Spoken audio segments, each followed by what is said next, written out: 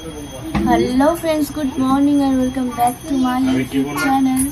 तो सबाइके জানাই শুভ নববর্ষের প্রীতি শুভেচ্ছা এবং অভিনন্দন।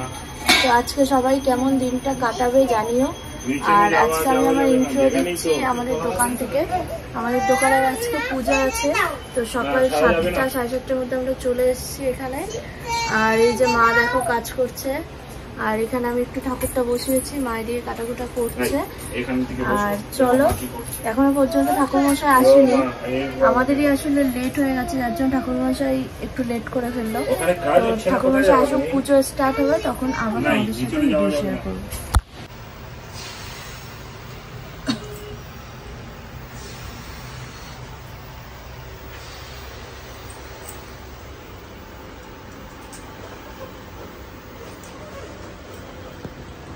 তুমি কোথায় আসছো? তুমি কোথায় আসছো? এটা হ্যাঁ,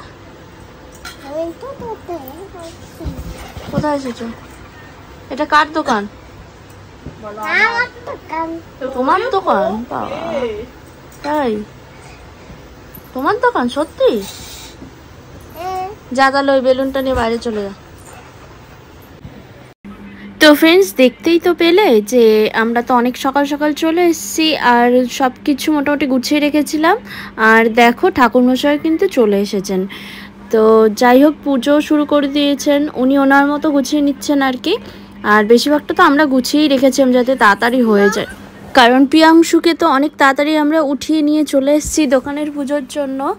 তো যাই হোক, ওর ঘুমটা পুরোপুরি হয়নি, তাড়াতাড়ি বাড়ি যাবো, আবার ওকে খাইয়ে দাইয়ে আর কি ঘুম পাড়াবো।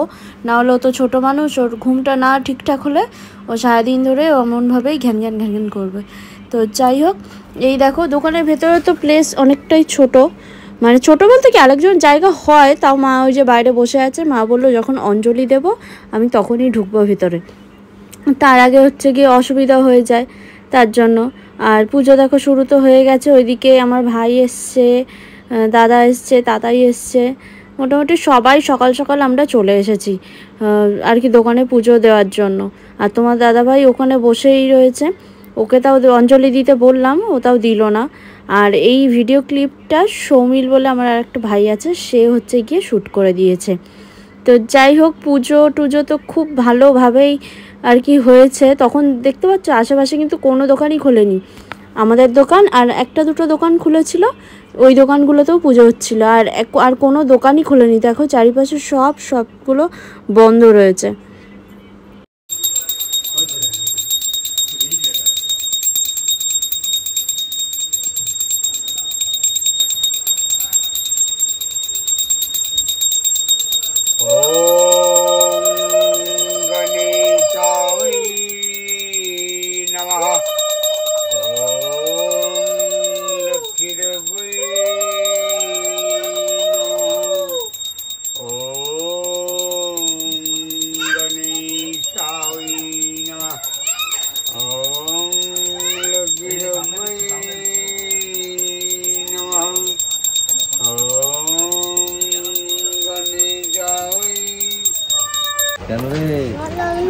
কেন রে? কি বলবে? বলবো দুষ্টু করছিস বাবা।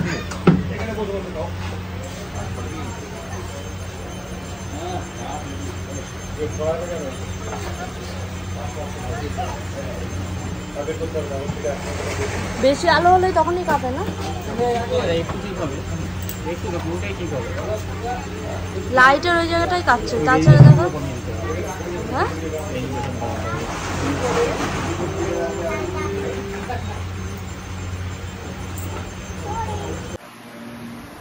তো গাইস দোকানের পুজো টুজো হয়ে গেছে, তারপর আমি আর মা তাড়াতাড়ি করে বাড়ি চলে এসেছি, কারণ টোটো দাঁড় করিয়েছিলাম। তোমার দাদাভাই গাড়ি নিয়ে যায়নি গাড়ি রাখার জন্য, তো টোটো নিয়ে যেহেতু গেছিলাম তার জন্য আমি আর মা আর প্রিয়াংশুকে নিয়ে তাড়াতাড়ি বাড়ি চলে এসেছি।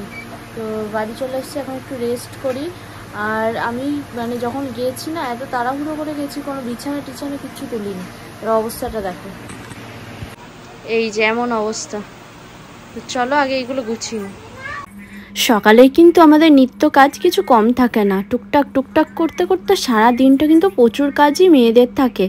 সবাই হয়তো ভাবতেই পারে যে ছেলেরা খালি আর কি টাকা ইনকাম করার জন্য বাইরে থাকে, মানে ওদের কাজটাই বেশি, কিন্তু না, একটা দিন বাড়িতে থেকে মেয়েদের সাথে পাল্লা দিয়ে দেখতে পারো যে মেয়েদেরও কাজ কিন্তু কিছু কম থাকে না, ঠিক আছে। মানে হতেই পারে যে আমরা হাউসওয়াইফ, কিন্তু ঘরের কাজও প্রচুর থাকে, তার সাথে বাচ্চা কাচ্চাও। তো এই দেখো প্রিয়াংশুকে এখানে কিন্তু সবার ফার্স্টে এসে আমি আগে চেঞ্জ করাচ্ছিলাম, যেহেতু ও ঘেমে টেমে গেছে, তো বাইরে প্রচণ্ড পরিমাণে রোদ ছিল, তো তার জন্য আগে ওকে চেঞ্জ করিয়ে দিয়েছি, দেন তারপরে আমি বিছানা গুছিয়েছি। তো সবটাই দেখাবো তোমাদের সাথে আজকে, আর কি যতটা ভিডিও ক্লিপ নিয়েছি আজকের জন্য সবটাই তোমাদের সাথে দেখাবো। আর প্রিয়াংশু না এত পরিমাণে দুষ্ট হয়ে গেছে, ভীষণ কথার অবাধ্য হয়ে যায় এখন, আর কি বলবো, প্রচণ্ড রাগ ধরে, কিন্তু ভাবি কি ও তো এখনও পর্যন্ত কিছু বোঝে না, যার জন্য আর কি থেমে থাকি, কিছু বলি না, মানে বললেও আবার পরক্ষণে আবার আর কি আদর করি।